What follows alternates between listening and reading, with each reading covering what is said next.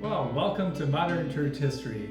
In the second video on American and modern church history, we want to talk about really the first century that we're interested in. In this class, we're studying 1600 AD to 2000 AD. So in this talk, we want to talk about the 1600s. That's the first century that we need to talk about in this class. And so we're going to talk about what happened. Well, what were some of the big happenings from 1600 to 1699? Now, we can't talk about this session here without talking about the great Protestant Reformation, which, of course, shaped the previous century. Today with me, of course, again, is Reverend Brett Malin, who is a professor at Divine Hope Reformed Bible Seminary, along with me. My name is Nathan Brummel.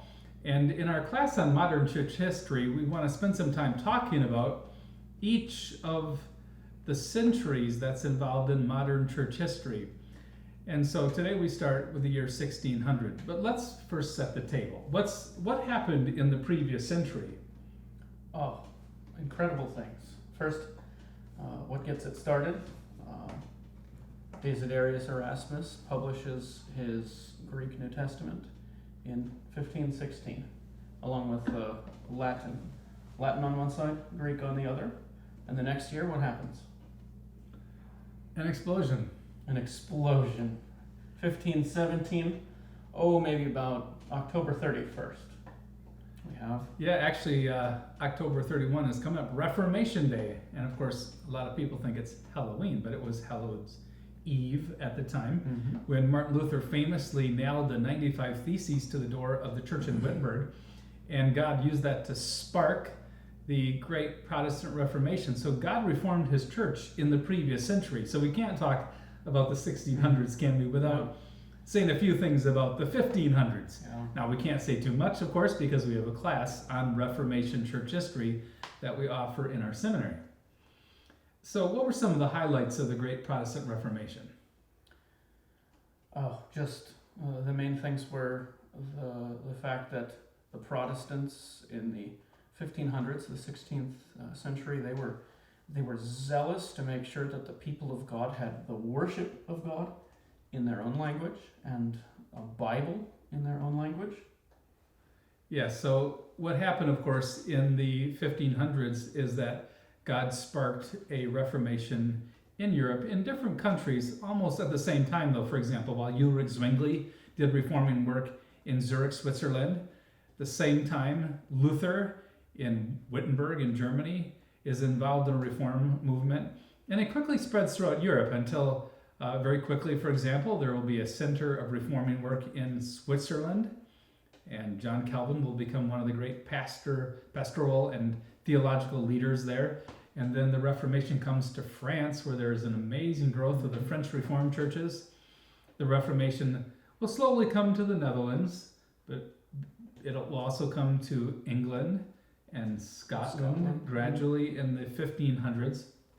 And so basically the spiritual map of Europe undergoes a transformation by the time we come to the 1600s. Yeah. Now, what is the religion or the main religion of the various countries in Europe at this time? It's largely covered by Roman Catholicism.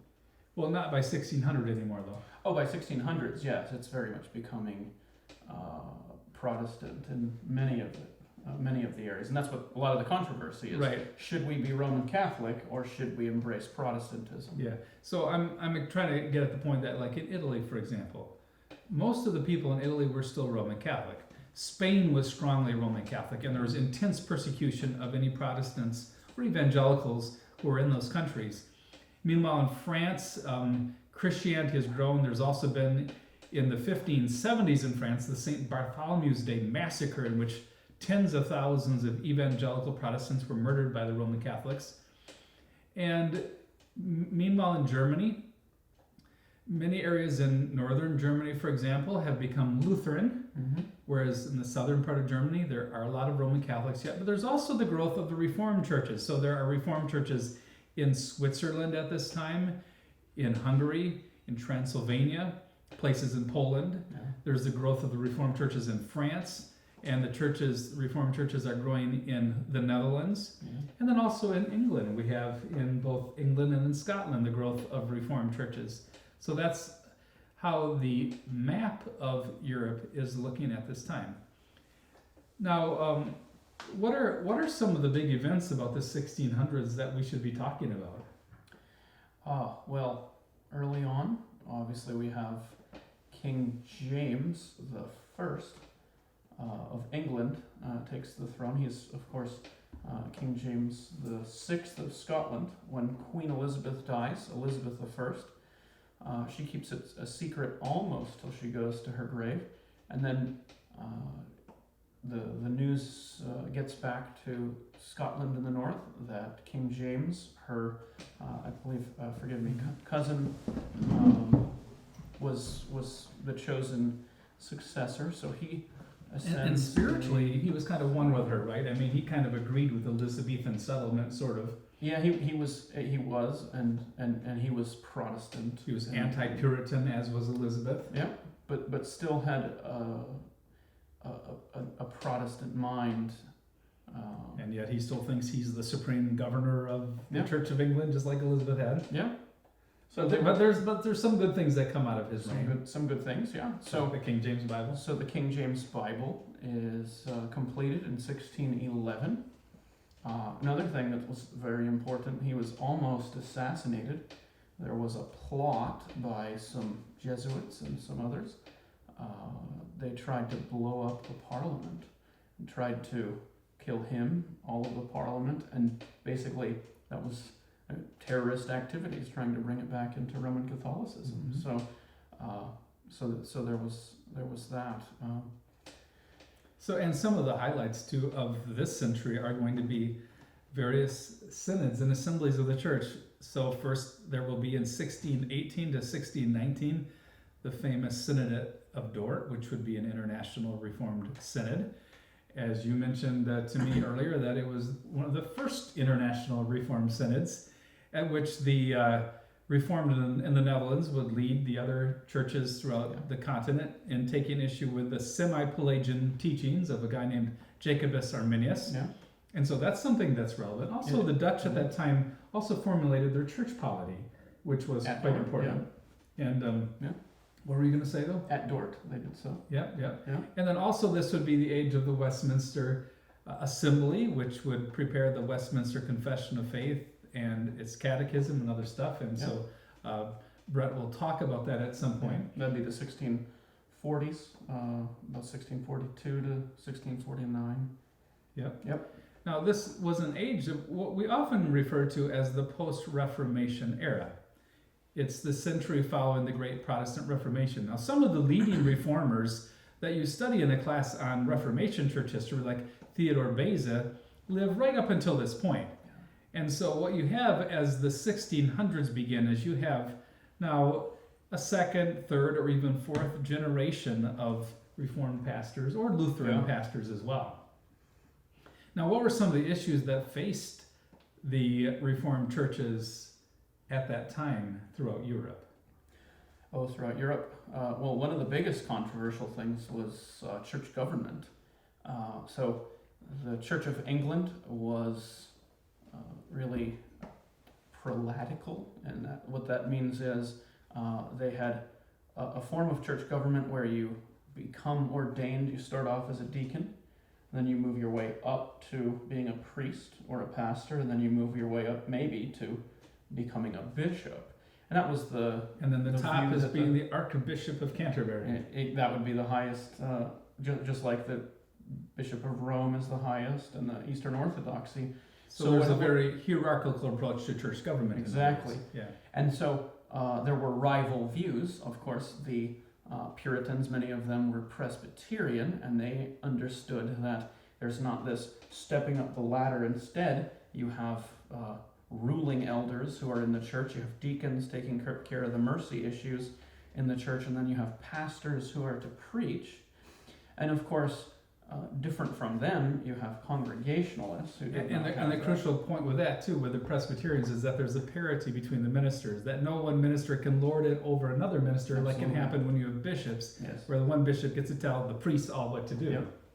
But then there were rivals to that. There were Congregationalists, and the Congregationalists largely agreed with the views of office, pastor, and elder, and deacon, and that sort of thing. But then they did not believe in meetings of multiple churches that were binding. So they believed that the power of church government was in the congregation. And of course, after the Westminster Assembly, after it completes in 1648, 1649, about 10 years later, the Congregationalists get together, among them John Owen and Thomas Goodwin, brilliant men in their own right, and they basically take the Westminster Standards and make a few changes to them along Congregationalist lines, and they continue with, say, infant baptism and that sort of thing, but they restructured that, and then they create then the Savoy Declaration. And of course, later, jumping ahead just a bit, the Baptists come along and they say, well, we agree with the Congregationalists, and so they take the Westminster and they take the Savoy Declaration, but they said, we disagree about baptism. And so they said, they made a few changes, and so in 1689 they create the London Baptist Confession. What's significant about that, though, is that you have Presbyterians and Congregationalists and Baptists whose theology is so similar, just different on a few things, but largely able to speak with one voice, And I think with a that's unity important. of Protestantism, Yeah. which is beautiful, because we can we must agree on all the clear points. There are some things we can debate vigorously, and we still recognize our Baptist brothers and our Congregational. Well, this is important, especially for American church history, because in Yes. American church history, a lot of Christians today don't realize that historically the Baptists were Calvinistic in their doctrine of salvation. Yeah. And the point we're getting at here is that the early Americans who were Congregationalists and Baptists all agreed on the doctrines of grace, and that's Yeah. something very important historically. Very much so. And also in America, we're going to see the early African American churches too were influenced by these same things, that Absolutely. historically they believed in the doctrines of grace, which go back, of course, beyond the Synod of Dort, beyond the Reformation, back to Augustine, the early church fathers from North Yeah. Africa, Yeah. and of course it goes back to the teachings of the Apostle Paul. But that's a Yeah. very important historical argument. Absolutely. And of course, Baptists at that time want to distinguish themselves from Anabaptists, like the Amish and those sorts of things. And they really want to say, we are Protestant. We align with the Presbyterians and with the Congregationalists. And we believe in justification by faith alone, Yeah. for example. Yes. And so they have the same confession of the Bible, same Mhm. confession of Mhm. so much Yeah. rich doctrine that comes out of the Protestant Reformation. Now, this age is also known as a confessional age, because what has happened is that in the latter part of the 1500s, the Roman Catholics met at the Council of Trent, and the decrees of the Council of Trent sort of canonized Roman Catholic dogma. Yeah. And so what we find in the post-Reformation era is that we find it's also an age of creeds. And so what the Reformed churches are doing is that they're defending the doctrines of the Reformation over against Roman Catholicism on the one hand, and then Anabaptism on a different side as Yeah. well. And Absolutely. now it's true already in the age of the Reformation, there were many creeds and catechisms written, like the Heidelberg Catechism and the Belgic Confession of Faith, and so on. And Calvin had his confession, many other confessions. But now we're going to have the canons of Dort in our century in the 1600s, and then the most detailed of all the Reformed confessions, which will be the Westminster Confession of Faith with its catechism. So this is a very, very important time in modern church history. It's playing a role in shaping the history of the future Presbyterian and Reformed churches Absolutely. and international Calvinism. Yeah.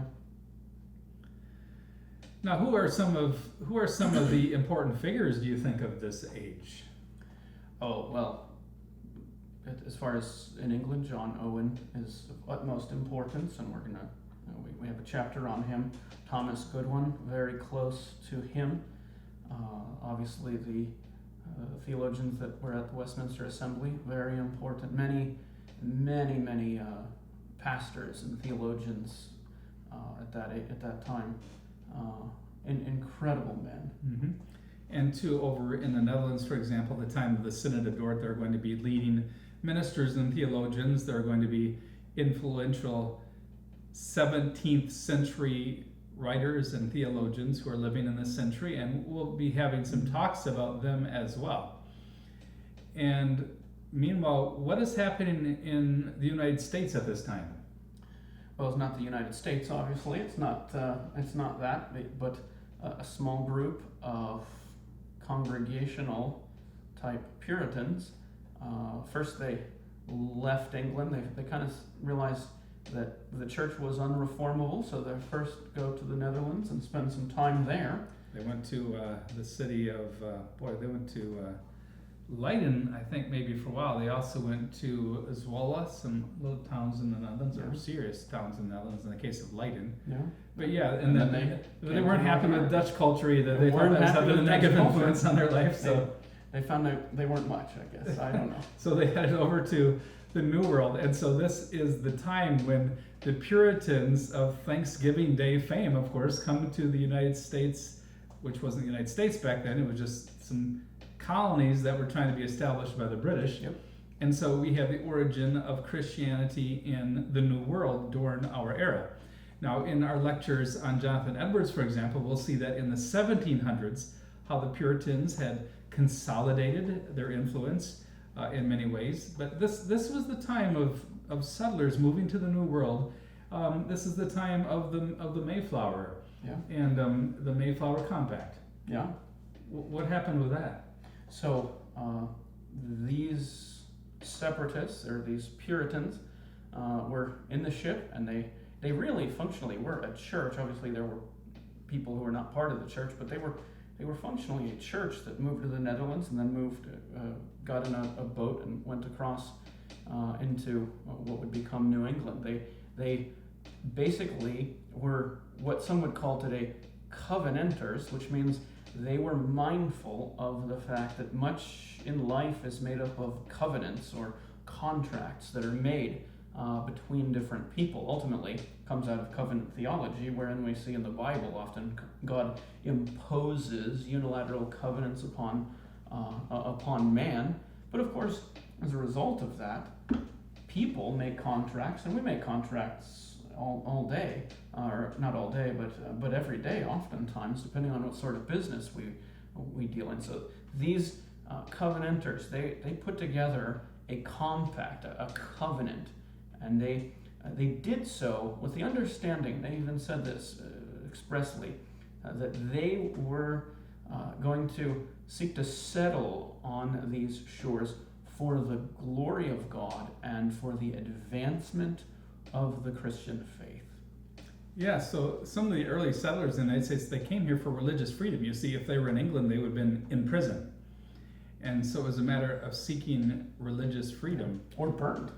Yeah. So, this time period is very striking. Now, why is it that so many Christians today are reading things written in the 1600s? Well, I think one reason is that some of the people in the church have said, well, the confessions of our church, for example, in the Anglican Church, in the Church of England, the 39 articles are basically Reformed creeds, and so they express the doctrines of the Reformation.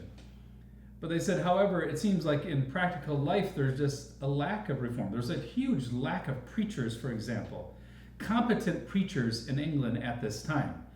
And you had other problems. Of course, the Puritans began to realize that the bishops that they had in the Anglican Church were part of the problem, and so they challenged that idea. But what in the Netherlands, you had the same thing. You had people who were consolidating basically the teachings of the Reformation, like at the Synod of Dort, and yet they said, but there needs to be an ongoing reformation of life. And so that leads to the fact that in the 1600s, what you find wonderful Christian theologians who are laying out Christianity in a very intellectual way, defending the great doctrines of the Christian faith against the errors of Roman Catholicism, Lutheranism, and the Anabaptists. Yeah. But at the same time, they're intensely interested in piety. Now, that's why the Puritans were called Puritans. They were viewed as being puritanical. But the reality is that the Puritans were very godly people. Yeah. They took the pursuit of holiness so very seriously Now you find that in England, but you also find that same influence in the Netherlands as well, where you have men who are fundamentally of that same spirit, and so they have a concern with the Christian life that is very striking. I mean, they're concerned about how are you godly in keeping the Lord's Day holy. Yes. They ask all kinds of questions about Christian piety. Really, what it was reform as a way of life. And so they would say, here I am a sinner that has been redeemed, but I can't stay this way. Oftentimes Christians think, well, God will just accept me how I am. Well, he will, but he's not going to leave you that way. The Puritans understood that intensely. And they said basically, what does the Bible say about how I should reform my life? And they follow that. What does it say about how I should reform my family life? And they put that into practice. What do we do that is a practice in the church that is contrary to God's word? Well, then let's reform the church. And then what do we see in the government that is contrary to God's word? We must reform the government. So those four different aspects of your life, individual, family, church, and government, there's always some bit of pollution, some bit of impurity or leaven to be pressed out of all four of those that keep us busy for all of our life. Oftentimes, even as Reformed Christians, we're almost like keeping a place, right? They weren't settled. They were unable to be settled. They were pressing on to further Reformation as a way of life. Now, in this century too, for example, in France, we find positive developments. We find a Reformed church. We refer to them as the Huguenots. The Huguenot church is really in this era still growing yet. It's maturing. Many seminaries are being established. In the early part of the century, we have people among the French, for example, like Pierre du Moulin, a great French Reformed theologian. He was an encyclopedic in his writing. He was a Renaissance man who wrote a famous book dealing with Arminianism that had an influence at the Synod of Dort. And so we have men like him who are defending the Reformed faith over against Roman Catholic ideas. But as the decades went on in France, there were some very, very negative developments. There was a guy named Moses Amaro, and he would begin teaching some things that were semi-Arminian or related to the teachings of Arminius that had been condemned at the Synod of Dort. And so what happens is that leads to great controversy in the French Reformed churches because Moses Amaro is a professor at one of their very influential seminaries in the town of Saumur. And what happens is that one of the French synods finally takes him and his teaching to task, but by that time it's too late. And this century is also going to see the French church being pressured and persecuted by the French monarchy. And this is going to lead, of course, to the great cataclysm of the Roman Catholics in France engage in what is really it's not an ethnic genocide, but it's like a religious genocide against the evangelicals in their country. And so what's going to happen is that the French Reformed are going to have to flee to the Netherlands, to the New World, to England, to Quebec, to South America. Yes, and especially in the colonies, some of the southern colonies will have many French Reformed move there. So that's just what's happened in one country. Meanwhile, in England, we're having very dramatic events. We're having the Parliament take on the King, King Charles, and then execute a king. And then you have a man named Oliver Cromwell who becomes the protector, and then that falls to pieces. And then a descendant of Charles is back on the throne again. And then at the end of the century, you have the Parliament basically inviting a Dutch king to come over and take over. And so very dramatic things happening there. Dramatic. This is also going to be the time in which the Netherlands is able to get its freedom from the Spanish Roman Catholics who had dominated there and brutally persecuted them. In Lutheran circles, what's going to be happening is that you're going to have the development on the one hand of people who are ultra confessional.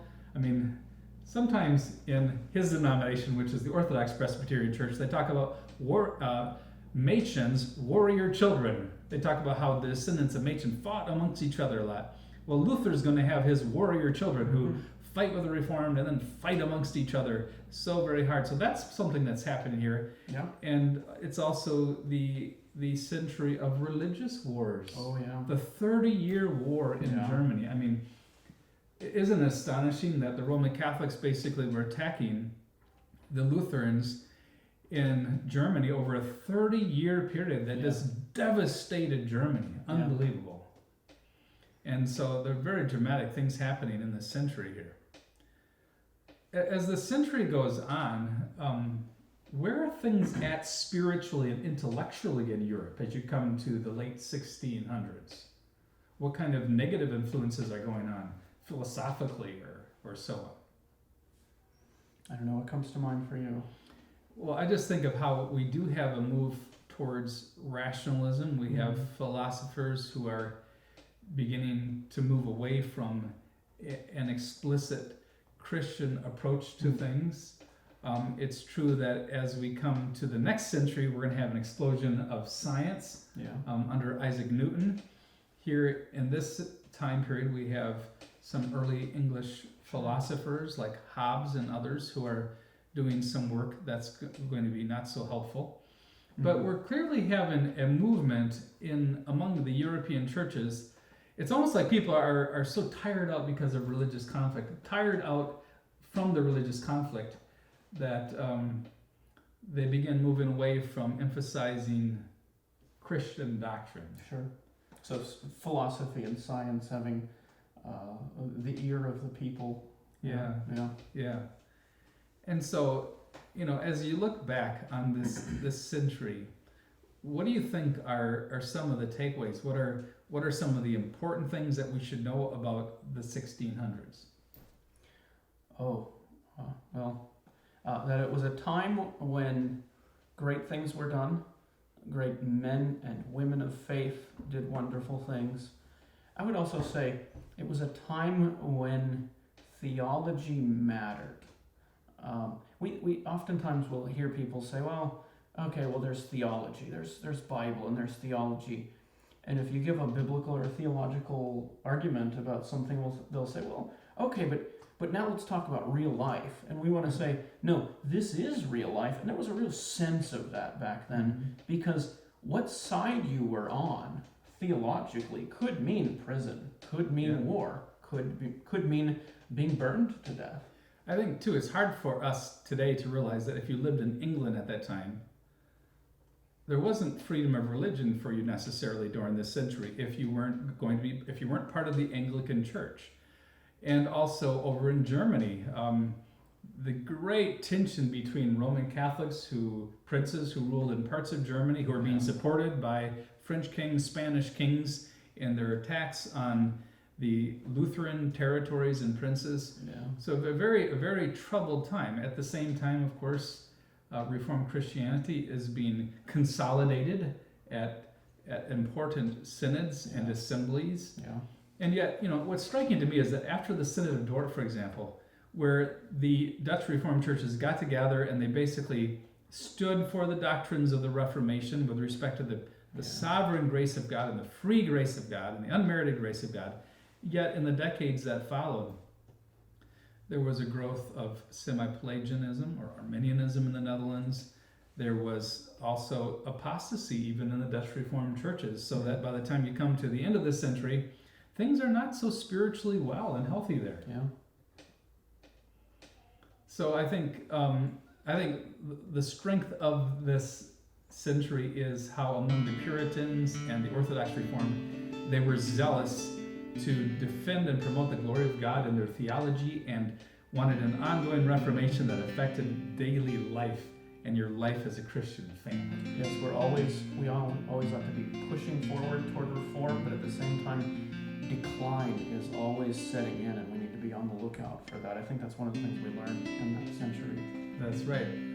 Well, next time we will look at the 1700s.